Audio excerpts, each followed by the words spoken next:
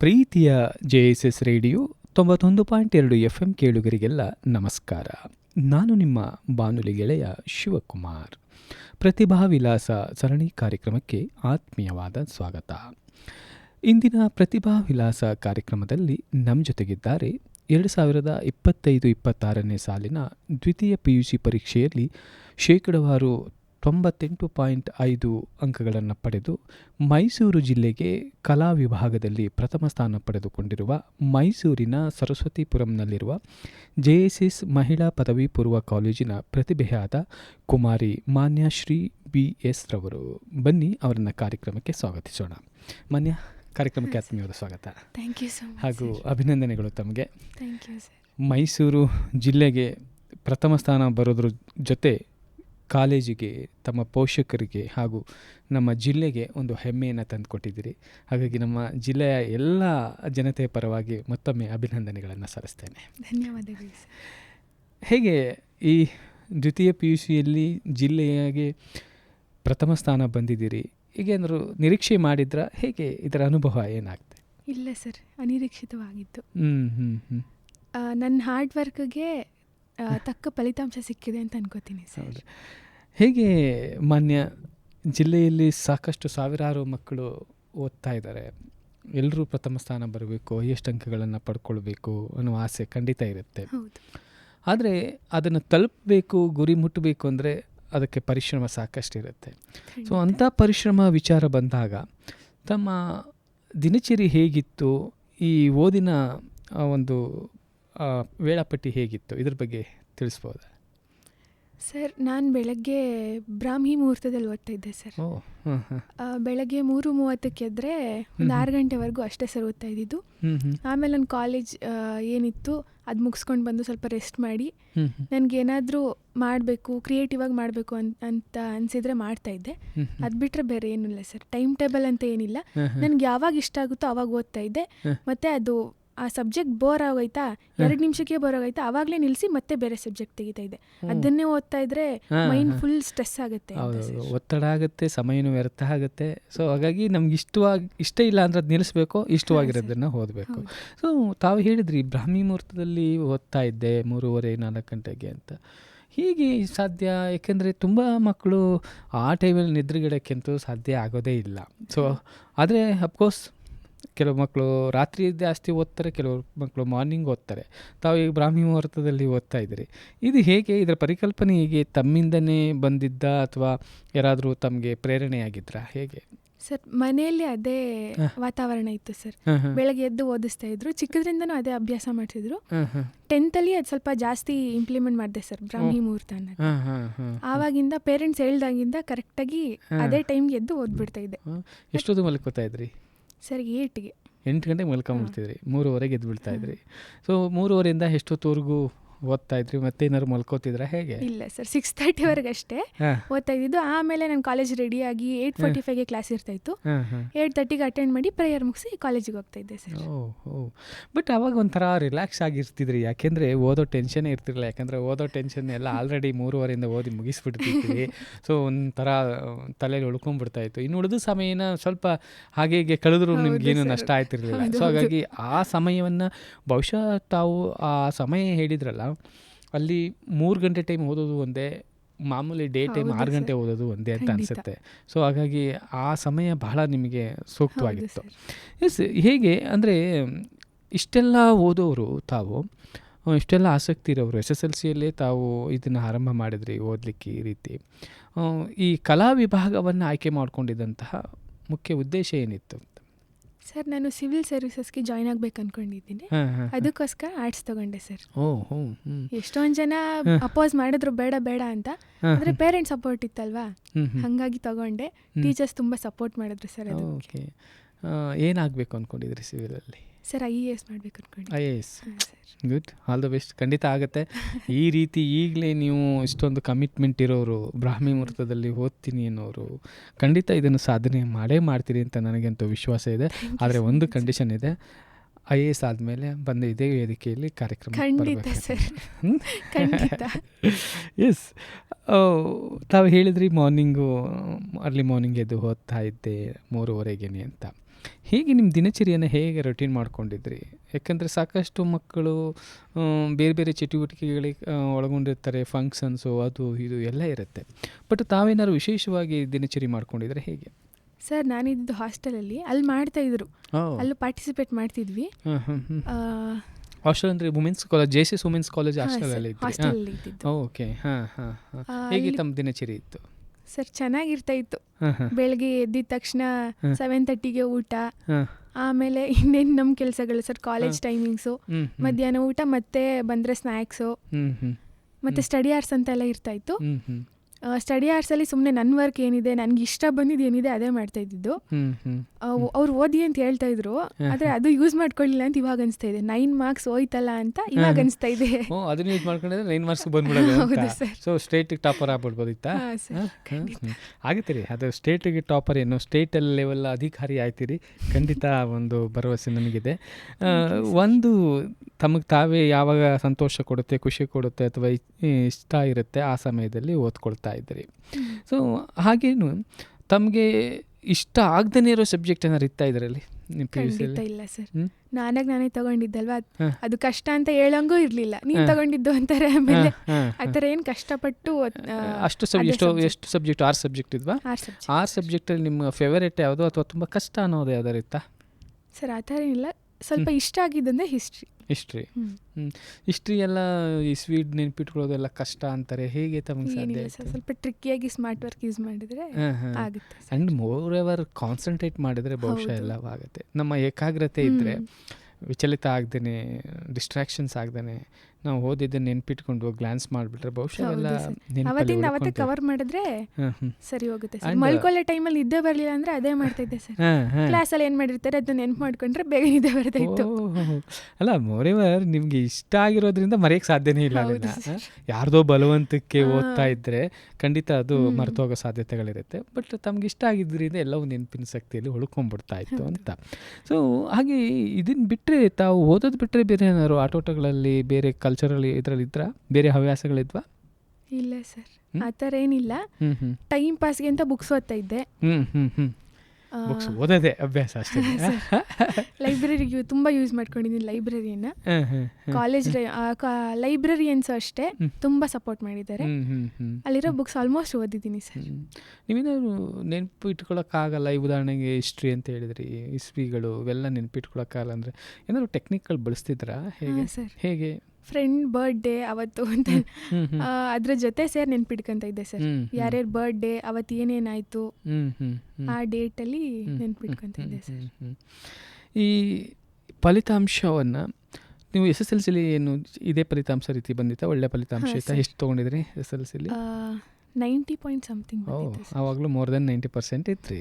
So ಇವಾಗ ಮತ್ತೆ ಮೇಲೆ ಹೋಗಿದ್ದೀರಿ, ಬಹುಶಃ ಇನ್ನೇ ಡಿಗ್ರಿಲೆಲ್ಲ ಇನ್ನೂ ಜಾಸ್ತಿ ಹೋಗ್ತೀರಿ ಅಂದರೆ ನಿಮ್ಮ ಗ್ರಾಫ್ ಮೇಲೆ ಹೋಗ್ತಾನೇ ಇದೆ ಅಂತ. ಇಷ್ಟಕ್ಕೆಲ್ಲ ಹೇಗೆ ಪ್ರೇರಣೆ? ತಮ್ಮ ಕುಟುಂಬದ ಪರಿಚಯ ಮಾಡ್ಬೋದಾ? ತಮ್ಮ ಅಂದರೆ ಒಂದು ಈ ರೀತಿಯ ಹೈಯೆಸ್ಟ್ ಅಂಕಗಳ ತೊಗೊಳ್ಳೋರು ಸಾಮಾನ್ಯವಾಗಿ ಹೇಳ್ತಾರೆ, ಎಲ್ಲ ಎಜುಕೇಟೆಡ್, ಅವ್ರ ಫ್ಯಾಮಿಲಿ ಎಲ್ಲ ಬ್ಯಾಕ್ಗ್ರೌಂಡ್ ಚೆನ್ನಾಗಿರುತ್ತೆ ಅಂತಾರೆ. ತಮಗೆ ಹಾಗೇನಾ? ಹೇಗೆ ಎದ್ದ? ಇಲ್ಲ ಸರ್, ಅಪ್ಪ ಅಮ್ಮ ಕೃಷಿ ಬ್ಯಾಕ್ಗ್ರೌಂಡ್ ಅವರು. ನಾವು ಕೃಷಿ ಬೇಸಾಯದಿಂದ ಬಂದಿರೋರು ಬ್ಯಾಕ್ಗ್ರೌಂಡಿಂದ. ನಮ್ದು ಬಂದು ಬಿದ್ರಕೋಟೆ ಅಂತ ಹಳ್ಳಿ, ಮಂಡ್ಯದ ಹತ್ರ. ಅಲ್ಲಿಂದ ಬಂದು ಆರ್ಟ್ಸ್ ಆ ಕಡೆ ಎಲ್ಲೂ ಇಲ್ಲ ಸರ್, ಆಲ್ಮೋಸ್ಟ್ ಎಲ್ಲೂ ಇಲ್ಲ ಆರ್ಟ್ಸ್ ಅಂದರೆ. ಇಲ್ಲಿ ಒಂದಿತ್ತು ಅಂತ ಇದೊಂದು ಮತ್ತು ಇನ್ನೊಂದು ಕಾಲೇಜ್ ಯಾವುದೋ ರೆಫರ್ ಮಾಡಿದ್ರು, JSS ಸೆಲೆಕ್ಟ್ ಮಾಡಿದೆ. ಹಾಗಾಗಿ ಪೇರೆಂಟ್ಸ್ ಸಪೋರ್ಟ್ ಇತ್ತು ಸರ್. ಅವರು ಹಳ್ಳಿಯಲ್ಲಾದರೆ ಇನ್ನೂ ತುಂಬ ಆರ್ಟ್ಸ್ ಅಂದರೆ ಬೇಡ, ಯಾಕೆ ಬೇಗ ದುಡ್ಡು ಸಂಪಾದನೆ ಮಾಡೋ ಕಡೆ ಹೋಗು ಅಂತ ಹೇಳ್ತಾರೆ, ಅದು ಕಾಮನು. ಇಲ್ಲ, ನನ್ನ ಗೋಲ್ ಏನಿದೆ ಅದು ರೀಚ್ ಮಾಡ್ಬೇಕಂತ ಆರ್ಟ್ಸ್ ತಗೊಂಡೆ. ಅದಕ್ಕೆ ಅಪ್ಪ ಅಮ್ಮ ಸಪೋರ್ಟ್ ಮಾಡಿದ್ರು. ಅಲ್ಲ, ಏನಾದರೂ ತೊಗೊಳ್ಳಿ, ನಮ್ಗೆ ಇಷ್ಟ ಇರೋದು ತೊಗೋಬೇಕು. ಒಂದು ಹೌದು ಸರ್, ನಮ್ಗೆ ಇಷ್ಟ ಆಗಿರೋದನ್ನು ತೊಗೊಂಡ ಮೇಲೂ ಎಫರ್ಟ್ ಹಾಕೋದು ಅಷ್ಟೇ ಇಂಪಾರ್ಟೆಂಟು. ನೀವು ಯಾವುದೇ ಕ್ಷೇತ್ರಕ್ಕೆ ಹೋಗಿ ಎಫರ್ಟ್ ಹಾಕಿದ್ರೆ ಖಂಡಿತ ಫಲಿತಾಂಶ ಸಿಕ್ಕೇ ಸಿಗುತ್ತೆ. ನಿಮಗೆ ಒಂದು ಅದು ರೀಚ್ ಆಗಲೇಬೋದು. ಎಫರ್ಟ್ ಇಲ್ಲ ಅಂದರೆ ನೀವು ಯಾವುದೇ ತೊಗೊಂಡ್ರೂ ವೇಸ್ಟೇ. ಒಂದು ಸರ್ಟಿಫಿಕೇಟ್ ಇಟ್ಕೊಂಡು ಇವತ್ತು ನಾವೇನೂ ಮಾಡೋಕ್ಕಾಗಲ್ಲ. ಸೊ ಸರ್ಟಿಫಿಕೇಟ್ ಸಿಗುತ್ತೆ, ಬಟ್ ನಮ್ಮ ಎಫರ್ಟು, ನಮ್ಮ ಕೌಶಲ್ಯ ಅವೆಲ್ಲವೂ ಕೂಡ ಕೌಂಟ್ ಆಗುತ್ತೆ. ಸೊ ಹಾಗಾಗಿ ತಾವು ಈವನ್ ಆರ್ಟ್ಸ್ ಕ್ಷೇತ್ರ ಆದರೂ, ಕಲಾ ಕ್ಷೇತ್ರ ಆದರೂ ಕೂಡ ಅದರಲ್ಲೇ ಸಾಧನೆ ಮಾಡ್ತೀನಿ ಅನ್ನೋ ಒಂದು ಹಠವನ್ನು ತೊಟ್ಟಿದ್ದೀರಲ್ಲ, ಇದು ಬಹಳ ಮುಖ್ಯ ಆಗುತ್ತೆ.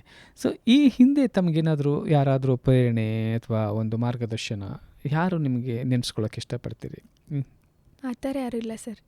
ನಾನು ಕೇಳಿದ್ದಕ್ಕೆಲ್ಲ ನಾನು ಯಾವುದಾದ್ರೂ ಎಜುಕೇಷ್ನಲ್ ಮ್ಯಾಟರ್ಸ್ ಆಗಿದ್ರೆ ನಮ್ಮ ಅಪ್ಪನೇ ಎಲ್ಲ. ಅಪ್ಪ ಏನು ಓದಿದ್ದಾರೆ? ಅಪ್ಪ 10th ಸರ್. ಓ ಹಾಂ ಹಾಂ. ಅವ್ರು ಹೇಳಿದ ಕಡೆನೆ ನಾನು ಏನು ಹೇಳಿದ್ರು ಅವ್ರು ಒಪ್ತಾ ಇದ್ರು ಸರ್. ಅದಲ್ಲ, ನಾನೇನು ಹೇಳಕ್ಕೆ ಹೊರಟೆ ಅಂದರೆ, ಈ ರೀತಿಯ ಒಂದು ಓದಲಿಕ್ಕೆ, ಒಂದಷ್ಟು ಅಚೀವ್ ಮಾಡಲಿಕ್ಕೆ, ಹೆಚ್ಚು ಅಂಕಗಳು ತಗೊಳ್ಳಿಕ್ಕೆ ತಮಗೆ ಯಾರೆಲ್ಲ ಪ್ರೇರಣೆ ಆಗಿದ್ದಾರೆ? ಶಿಕ್ಷಕರು, ಪೇರೆಂಟ್ಸು ಇರಲ್ಲ? ಖಂಡಿತವಾಗಿಯೂ ಸುತ್ತು ಶ್ರೀಗಳನ್ನ ನೆನ್ಪು ಮಾಡ್ಕೋಬೇಕು. ಅವ್ರ ಕಾಲೇಜಲ್ಲೇ ಬಂದಿದ್ರಿಂದ, ಅವ್ರ ಕಾಲೇಜಿಂದ ಬಂದಿದ್ರಿಂದ ಅವ್ರನ್ನ ಈ ಟೈಮಲ್ಲಿ ನೆನ್ಪು ಮಾಡ್ಕೊಳಕ್ಕೆ ತುಂಬ ಇಷ್ಟಪಡ್ತೀನಿ. ಜೊತೆಗೆ ನಮ್ಮ ಪ್ರಿನ್ಸಿಪಲ್ ಸರು ಮತ್ತು ನಮ್ಮ ಲೆಕ್ಚರರ್ಸ್ ತುಂಬ ಸಪೋರ್ಟ್ ಮಾಡಿದ್ದಾರೆ. ಅದರಲ್ಲೂ ಹಾಸ್ಟೆಲ್ಲು, ಮೊಬೈಲ್ ಇಲ್ಲ, ಯಾವುದೇ ಇಂಟರ್ನೆಟ್ ಫೆಸಿಲಿಟೀಸ್ ಇಲ್ಲ. ನನಗೆ ಯಾವುದೇ ಜೆರಾಕ್ಸ್ ಬೇಕಿದ್ರು, ಏನೇ ಬೇಕಿದ್ರು ಟೀಚರ್ಸೇ ನನಗೆ ಪ್ರೊವೈಡ್ ಮಾಡ್ತಾ ಇದ್ದಿದ್ದು.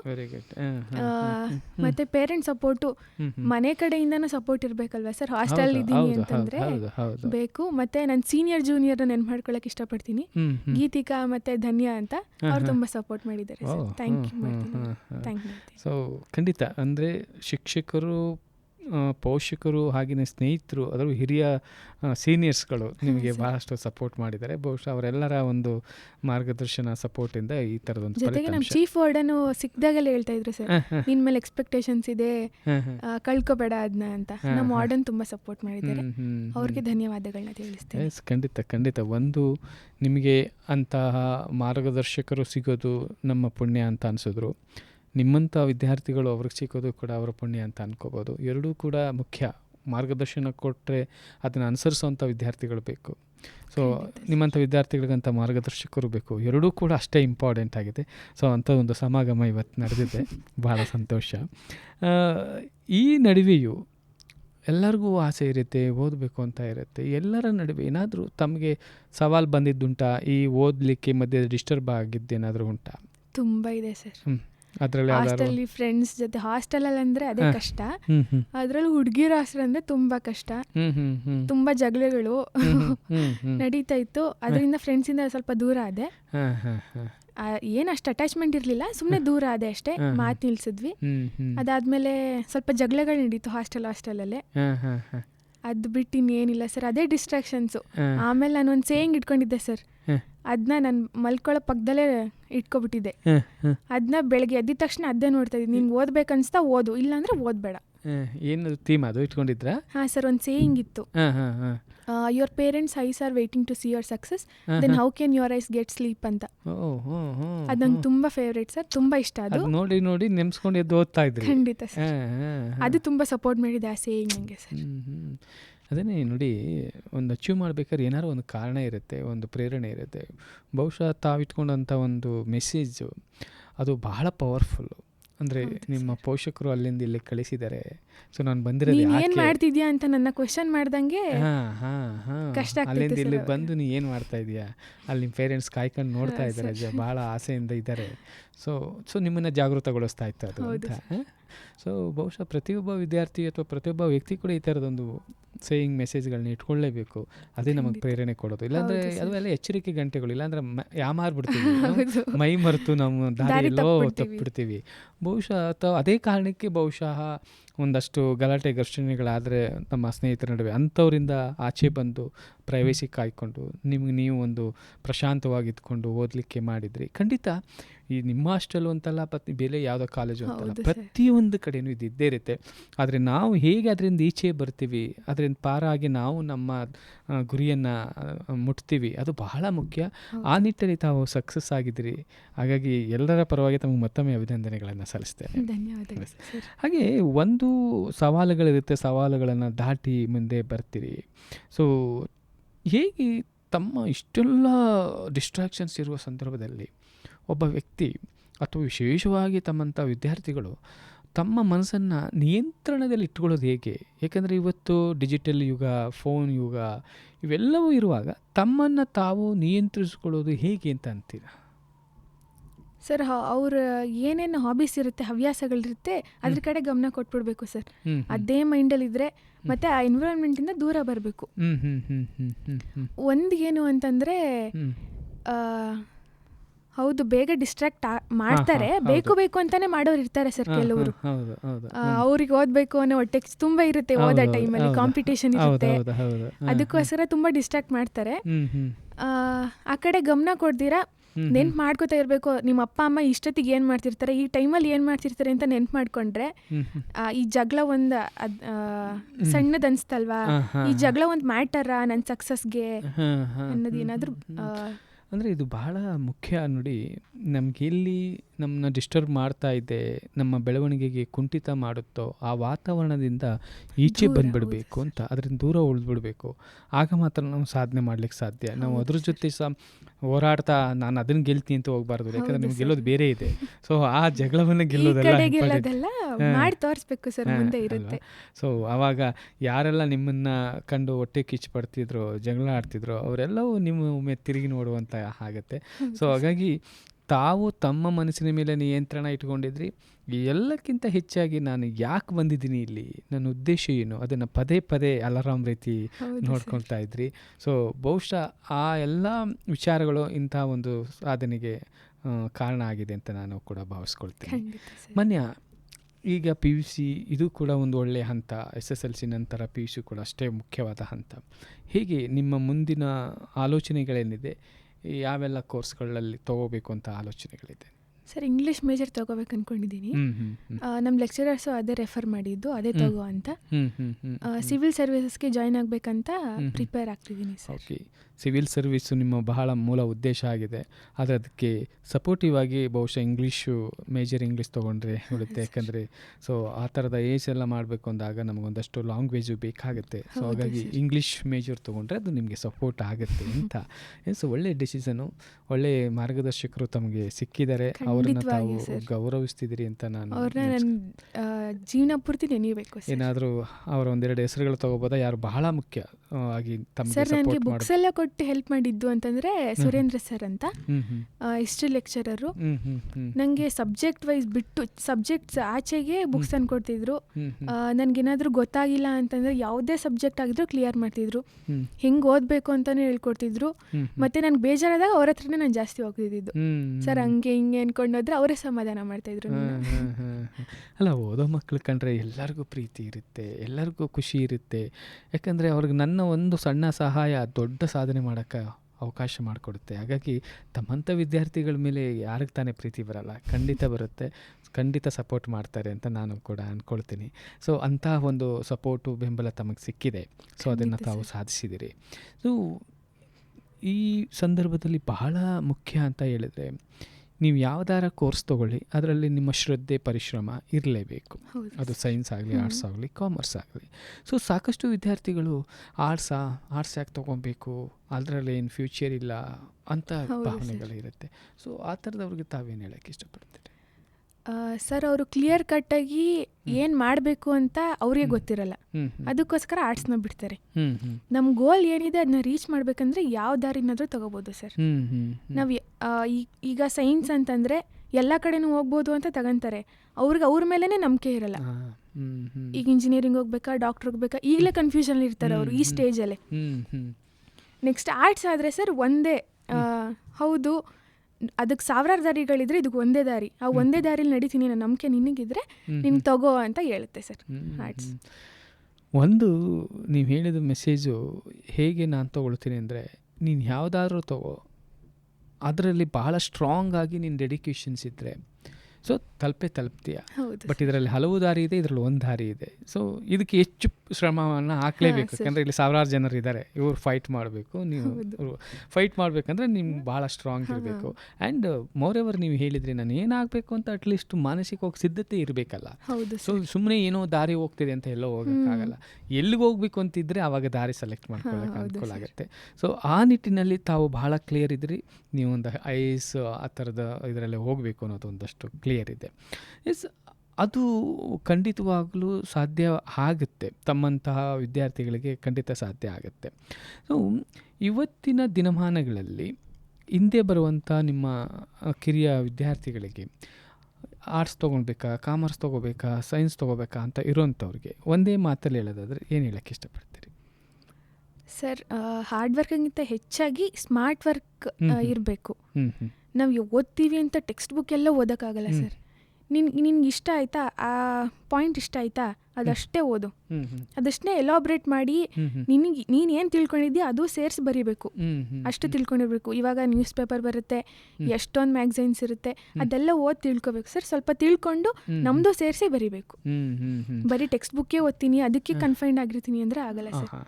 ಅಂದರೆ ವಿಶೇಷವಾಗಿ ಈ ಒಂದು ಕಲಾ ವಿಭಾಗದಲ್ಲಿ ಇದಕ್ಕೆ ಅವಕಾಶಗಳಿರುತ್ತೆ. ನಿಮ್ಮ ಎಕ್ಸ್ಪೀರಿಯನ್ಸನ್ನ ಆ್ಯಡ್ ಮಾಡ್ಬೋದು. ಅಂದರೆ ರಿಲೇಟ್ ಇರಬೇಕು ಆ ಪ್ರಶ್ನೆಗೆ ಪೂರಕವಾಗಿರುವಂಥದ್ದಕ್ಕೆ ಪೂರಕವಾಗಿದ್ದರೆ ಅದನ್ನು ತಮ್ಮ ಓನ್ ಎಕ್ಸ್ಪೀರಿಯನ್ಸನ್ನು ಕೂಡ ಅದರಲ್ಲಿ ಆ್ಯಡ್ ಮಾಡೋಕ್ಕೆ ಸಾಧ್ಯತೆಗಳಿದೆ. ಸೊ ಖಂಡಿತ ಅದು ವಿಶೇಷವಾದ ಇಲ್ಲಿ ಇದು.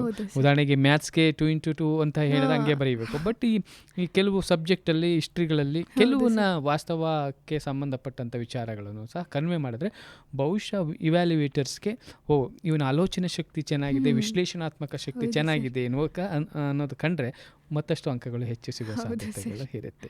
ಎಸ್ ಮಾನ್ಯ, ಬಹಳ ಸಂತೋಷ ಆಗುತ್ತೆ.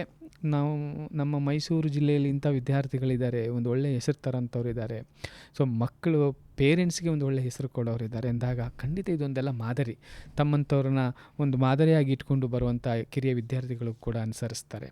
ಸೊ ಆ ನಿಟ್ಟಿನಲ್ಲಿ ಒಟ್ಟಾರೆ ಹೇಳೋದಾದರೆ ಒಬ್ಬ ವಿದ್ಯಾರ್ಥಿಯಾಗಿ, ಒಬ್ಬ ಮಗಳಾಗಿ ನೀವು ಒಬ್ಬ ಪೇರೆಂಟ್ಸ್ಗೆ ಒಬ್ಬ ಮಗಳು ಹೇಗಿರಬೇಕು ಅಂತ ಹೇಳಕ್ಕೆ ಇಷ್ಟಪಡ್ತೀರಿ? ಸರ್, ಅವ್ರು ಕಷ್ಟಪಡ್ತಿರೋದನ್ನ ನೋಡಬೇಕು ಸರ್. ಮೊದಲು ನೀನು ಏನು ಆಗಬೇಕು ಅಂದ್ಕೊಂಡಿದ್ಯಾ ಕ್ಲಿಯರ್ ಪಿಕ್ಚರ್ ಇರಬೇಕು ನಿನಗೆ. ಅದಕ್ಕೆ ಮನೆಯವ್ರು ಸಪೋರ್ಟ್ ಮಾಡ್ತಾರೆ ಅನ್ನೋದಿರಬೇಕು. ಮತ್ತು ಪೇರೆಂಟ್ಸ್ ಜಾಸ್ತಿ ಪ್ರೆಷರ್ ಮಾಡಬಾರ್ದು ಸರ್ ಮಕ್ಕಳನ್ನ. ಅವ್ರು ಯಾವ ದಾರಿಲಿ ಹೋಗಬೇಕು, ಅವ್ರಿಗೆ ಕಾನ್ಫಿಡೆನ್ಸ್ ಇದೆ ಅಂದಮೇಲೆ ಪೇರೆಂಟ್ಸ್ ಆ ಕಾನ್ಫಿಡೆನ್ಸ್ನ ಬರ್ಸ್ಬಾರ್ದು ಅವ್ರಿಗೆ ಅನ್ನೋದನ್ನು ಕ್ವೆಶನ್ ಮಾಡ್ಬೇಕು ಸರ್ ಪೇರೆಂಟ್ಸ್ಗೆ. ಒಬ್ಬ ಮಗಳಾಗಿ ಹೇಳ್ಬೇಕಂದ್ರೆ ಪೇರೆಂಟ್ಸ್ಗೆ ರೆಸ್ಪೆಕ್ಟ್ ತರುವಂಥ, ಹಳ್ಳಿಗಳ ಸಾಮಾನ್ಯ ಮಾನ ಮರ್ಯಾದೆ ಅಂದರೆ ಜಾಸ್ತಿ ಹಂಚುತ್ತಾರೆ ಸರ್. ಅದಕ್ಕೋಸ್ಕರ ಪೇರೆಂಟ್ಸ್ಗೆ ಅವ್ರು ಏನು ಹೇಳ್ತಾರೋ ಅದನ್ನೇ ಕೇಳಿ. ಎಲ್ಲ ವಿಚಾರದಲ್ಲೂ ಕೇಳಿ ಅಂತ ನಾನು ಹೇಳಲ್ಲ. ಓದೋ ವಿಚಾರದಲ್ಲಿ ನೀವು ಕ್ಲಿಯರ್ ಪಿಕ್ಚರ್ ಇದ್ದರೆ ಪೇರೆಂಟ್ಸ್ ಒಪ್ಕೋತಾರೆ ಸರ್, ಆಬ್ವಿಯಸ್ಲಿ ಒಪ್ಕೊತಾರೆ. ನೀನು ಅದು ಸಾಧನೆ ಮಾಡಬೇಕು ಅಂತಿದ್ರೆ ಹಳ್ಳಿಗಳಲ್ಲಿ ಕೇಳೋದೆ ನಿನ್ನ ಮಗಳು ಏನು ಓದ್ತಿದ್ದಾಳೆ, ಏನು ಅಚೀವ್ ಮಾಡಬೇಕು ಅಂತಿದ್ದಾಳೆ ಅಂದರೆ ಹೆಮ್ಮೆ ಅವ್ರಿಗೆ. ಈಗ ನಾನು ಬಂದಿದ್ದೀನಿ ಅಂತ ಹೇಳಿದ್ರೆ ನಮ್ಮ ಅಪ್ಪನೇ ಎಷ್ಟೊಂದು ಜನ ಕೇಳ್ಕೊಂಡಿರ್ತಾರೆ ಹೆಮ್ಮೆಯಿಂದ. ಹೌದು. ಅಂದರೆ ತಾವು ಹೇಳೋದು ಪೇರೆಂಟ್ಸ್ಗಳಿಗೆ ಮಕ್ಕಳು ವಿಶ್ವಾಸ ತುಂಬಬೇಕು. ನನ್ನ ಮಗಳು ಎಲ್ಲೇ ಹೋದರೂ ಚೆನ್ನಾಗಿರ್ತಾಳೆ, ಎಲ್ಲೇ ಹೋದರೂ ಅಡ್ಡದಾರಿಗೆ ಹೋಗಲ್ಲ, ಅವಳು ಬಹಳ ಒಳ್ಳೆ ದಾರಿಯಲ್ಲೇ ನಡೀತಾಳೆ, ಅಪ್ಪ ಅಮ್ಮನಿಗೊಂದು ಒಳ್ಳೆ ಹೆಸರು ತರ್ತಾಳೆ ಅನ್ನೋ ವಿಶ್ವಾಸ ತುಂಬಿಸ್ಬಿಟ್ರೆ ಬಹುಶಃ ಅವ್ರು ಎಲ್ಲಿ ಕಳಿಸೋಕ್ಕೂ ಹಿಂಜರಿಯೋದಿಲ್ಲ.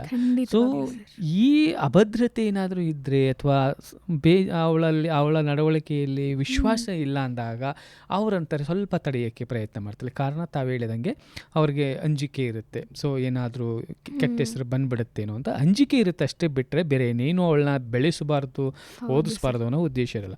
ಆ ನಿಟ್ಟಲ್ಲಿ ಹೆಣ್ಮಕ್ಳಾಗಲಿ ಗಂಡು ಮಕ್ಕಳಾಗಲಿ ತಂದೆ ತಾಯಿಗೆ ಒಂದು ವಿಶ್ವಾಸ ತುಂಬಬೇಕು. ನನ್ನ ಮಗಳು ಅಥವಾ ನನ್ನ ಮಗ ಎಲ್ಲೇ ಹೋದರೂ ನಿಮ್ಗೊಂದು ಒಳ್ಳೆಯ ಹೆಸರು ತರ್ತಾರೆ, ಒಳ್ಳೆಯದನ್ನೇ ಮಾಡ್ತಾರೆ ಅನ್ನೋ ಒಂದು ವಿಶ್ವಾಸ ತುಂಬಿಟ್ರೆ ಬಹುಶಃ ಅವ್ರ ಪ್ರೋತ್ಸಾಹ ಸದಾಕಾಲ ಇರುತ್ತೆ ಅಂತ. ಸೊ ಹೆಣ್ಮಕ್ಳು ದೂರ ಹೋಗಬಾರ್ದು, ಹೆಚ್ಚು ಓದಬಾರ್ದು ಅನ್ನೋ ಭಾವನೆಯಿಂದ ಈಚೆ ಬಂದುಬಿಡ್ತಾರೆ ಅಂತ. ಎಸ್, ಖಂಡಿತ ಅಂಥ ಕೆಲಸವನ್ನು ತಾವು ಕೂಡ ಮಾಡಿದಿರಿ, ತಮ್ಮ ಪೇರೆಂಟ್ಸು ಕೂಡ ಉತ್ತೇಜನ ನೀಡಿದ್ದಾರೆ. ಸೊ ಹಾಗಾಗಿನೇ ಈ ದಿನ ನಮ್ಮ ಜೊತೆ ಕೂತಿದ್ದೀರಿ ಅಂತ ನಾನು ಭಾವಿಸ್ಕೊಳ್ತೀನಿ.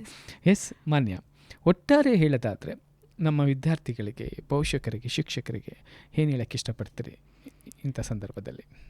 ಸರ್, ಪ್ರೆಷರೈಸ್ ಮಾಡಿ ಏನು ಓದಬೇಡಿ, ಮತ್ತು ಪ್ರೆಷರ್ ಮಾಡಬೇಡಿ ಯಾರಿಗೂ. ಇದನ್ನೇ ಓದು ಅಂತ ಟೀಚರ್ಸ್ ಪೇರೆಂಟ್ಸು ಪ್ರೆಷರ್ ಮಾಡಬಾರ್ದು. ಮಕ್ಕಳು ಅಷ್ಟೇ ಅದನ್ನ ಪ್ರೆಷರ್ ಅಂತ ಸ್ವಲ್ಪ ತಿಳ್ಕೊಬಾರ್ದು, ಮೋಟಿವೇಶನ್ ಅಂತ ತಿಳ್ಕೊಬೇಕು. ಆದರೆ ಈ ಏಜಲ್ಲಿ ನಮಗೇನು ಅನಿಸುತ್ತೆ ಅಂದರೆ, ಏನಪ್ಪ ಇವ್ರು ಇಷ್ಟೊಂದು ಓದೋಕೆ ಹೇಳ್ತಾರೆ, ಓದು ಅಂತಲೇ ಹೇಳ್ತಾರೆ, ಓದೋದ್ರಿಂದನೇ ಜೀವನನ ಅಂತ ಅನ್ಕೊತಾರೆ. ಈ ಟೈಮಲ್ಲಿ ಅದು ಅನ್ಸೋದು ಸ್ವಲ್ಪ ಕಾಮನ್ನು. ಅದನ್ನ ಓವರ್ಕಮ್ ಮಾಡಿ ಅಂತ ಹೇಳ್ತೀನಿ ಸರ್. ಎಸ್, ಅಂದರೆ ನೀವು ಹೇಳಂಗೆ ಕೆಲವು ಮಕ್ಕಳು ಓದಿದ್ರೇ ಎಲ್ಲ ಸಾಧಿಸ್ಬಿಡೋದಾ ಅಂತ ಪ್ರಶ್ನೆ ಬರುತ್ತೆ. ಖಂಡಿತ ಇಲ್ಲ. ಆದರೆ ನೀನೇನು ಅನ್ನೋದು ಫಸ್ಟ್ ತಿಳ್ಕೊ. ಓದೋದ್ರಿಂದನೇ ಸಾಧನೆ ಆಗೋದಾಗದಿದ್ರೆ ಅದನ್ನೇ ಓದು, ಇಲ್ಲ ಬೇರೆ ಏನಾದರೂ ಆಯ್ಕೆ ಮಾಡ್ಕೊಬೇಕಾ. ಆದರೆ ಈ ಹಂತ ತಲುಪಲೇಬೇಕಲ್ಲ. ಹೌದು ಸರ್. ಅಂದರೆ ಈ SSLC PUC PUC. ತಲುಪದ ನಂತರನೇ ನಿಮ್ಮ ಬೇರೆ ಬೇರೆ ದಾರಿಗಳು ಶುರುವಾಗಬೇಕು. ಫೌಂಡೇಶನ್ ಸೊ ಆದ್ಮೇಲೆ ಫೌಂಡೇಶನ್, ಸೊ ಈ ಫೌಂಡೇಶನ್ನ ಕರೆಕ್ಟಾಗಿ ಹಾಕೊಂಡ್ಬಿಟ್ರೆ ನೀವು ಎಲ್ಲಿ ಬೇಕಾದ್ರೂ ಹೋಗ್ಬೋದು, ಒಂದು ಒಳ್ಳೆ ಬಿಲ್ಡಿಂಗ್ ಕಟ್ಸ್ಬೋದು ಅಲ್ವಾ. ಸೊ ಹಾಗಾಗಿ ಈ ಸಂದರ್ಭದಲ್ಲಿ ವಿಚಲಿತ ಆಗದೇ ಅಥವಾ ನಿಮ್ಮ ಚಂಚಲ ಮನಸ್ಸಿಗೆ ಚಂಚಲ ಆಗದೇ ಸರಿಯಾದ ರೀತಿಯಲ್ಲಿ ನೀವು ಅದನ್ನು ಬಳಸ್ಕೊಂಡದ್ದೇ ಆದರೆ ಬಹುಶಃ ನಿಮ್ಮ ಭವಿಷ್ಯ ಉಜ್ವಲವಾಗಿರುತ್ತೆ ಅಂತ ತಾವು ಹೌದು ಹೇಳ್ತಾ ಸರ್. ಇದ್ರಿ. ಬಹಳ ಸಂತೋಷ ಆಗುತ್ತೆ ಮಾನ್ಯ ತಮ್ಮ ಜೊತೆ ಮಾತಾಡಲಿಕ್ಕೆ. ಸೊ ನಮ್ಮ ಮೈಸೂರು ಜಿಲ್ಲೆಯಲ್ಲಿ ಪ್ರಥಮ ಸ್ಥಾನವನ್ನು ತಗೊಂಡಿದ್ದೀರಿ. ನಾನು ಆವಾಗಲೇ ಹೇಳ್ದಂಗೆ ಜಿಲ್ಲೆಗೆ, ಕಾಲೇಜಿಗೆ, ಪೋಷಕರಿಗೆ ಒಂದು ಒಳ್ಳೆಯ ಹೆಮ್ಮೆಯನ್ನು ತಂದುಕೊಟ್ಟಿದ್ದೀರಿ. ಖಂಡಿತ ತಮ್ಮ ಮುಂದಿನ ದಾರಿ ಕೂಡ ಹೀಗೆ ಇರಲಿ. ತಾವೇನು ಆಸೆ ಪಟ್ಟಿದ್ದೀರಿ IAS ಆಗಬೇಕಂತ, ಅದು ಖಂಡಿತ ಅದು ನೆರವೇರಿಸ್ತೀರ. ಆ ಒಂದು ವಿಶ್ವಾಸ ಸದಾ ಅದು ತಲುಪೋವರೆಗೂ ಹೀಗೆ ಉಳಿಸ್ಕೊಳ್ಳಿ. ಎಲ್ಲೂ ಚಂಚಲ ಆಗದೇ, ಎಲ್ಲೂ ಗಿವ್ ಅಪ್ ಮಾಡ್ದೇ ತಾವು ಬೆಳೀರಿ. ಸಾಧನೆ ಮಾಡಿದ್ಮೇಲೆ IAS ಅಧಿಕಾರಿ ಆದಮೇಲೆ ಮತ್ತೆ ಇದೇ ಸ್ಟುಡಿಯೋಗೆ ಬನ್ನಿ, ಒಂದ್ಸಲ ಮಾತನಾಡೋಣ. ಸೊ ಕಾರ್ಯಕ್ರಮದಲ್ಲಿ ಭಾಗಿಯಾಗಿದ್ದಕ್ಕಾಗಿ, ತಮ್ಮ ಎಲ್ಲ ಅನುಭವಗಳನ್ನು ಹಂಚ್ಕೊಂಡಿದ್ದಕ್ಕಾಗಿ ನಮ್ಮ ಕೇಳುಗರ ಪರವಾಗಿ ಹೃತ್ಪೂರ್ವಕ ಧನ್ಯವಾದಗಳು. ಧನ್ಯವಾದಗಳು. ಶ್ರೋತೃಗಳೇ, ಇಷ್ಟೊತ್ತು ತಾವು ಕೇಳ್ತಾ ಇದ್ರಿ ಪ್ರತಿಭಾ ವಿಲಾಸ ಕಾರ್ಯಕ್ರಮದಲ್ಲಿ 2025-26ನೇ ಸಾಲಿನ ದ್ವಿತೀಯ PUC ಪರೀಕ್ಷೆಯಲ್ಲಿ ಶೇಕಡಾವಾರು 98.5% ತಗೊಂಡು, ಅಂದರೆ 591 ಅಂಕಗಳನ್ನು ಪಡೆದು ಮೈಸೂರು ಜಿಲ್ಲೆಗೆ ಪ್ರಥಮ ಸ್ಥಾನವನ್ನು ಬಂದಂತಹ ನಮ್ಮ ಮೈಸೂರಿನ ಸರಸ್ವತಿಪುರಂನಲ್ಲಿರುವಂತಹ JSS ಮಹಿಳಾ ಪದವಿ ಪೂರ್ವ ಕಾಲೇಜಿನ ಪ್ರತಿಭೆಯಾದ ಕುಮಾರಿ ಮಾನ್ಯಶ್ರೀ BS ರವರ ಜೊತೆಗಿನ ಸಂದರ್ಶನ ಕಾರ್ಯಕ್ರಮ ಇದು ಇವತ್ತಿನ ಕಾರ್ಯಕ್ರಮ. ಮತ್ತೊಂದು ಕಾರ್ಯಕ್ರಮದ ಜೊತೆ ತಮ್ಮನ್ನು ಭೇಟಿಯಾಗ್ತೀನಿ. ಅಲ್ಲಿವರೆಗೂ ನಮಸ್ಕಾರ.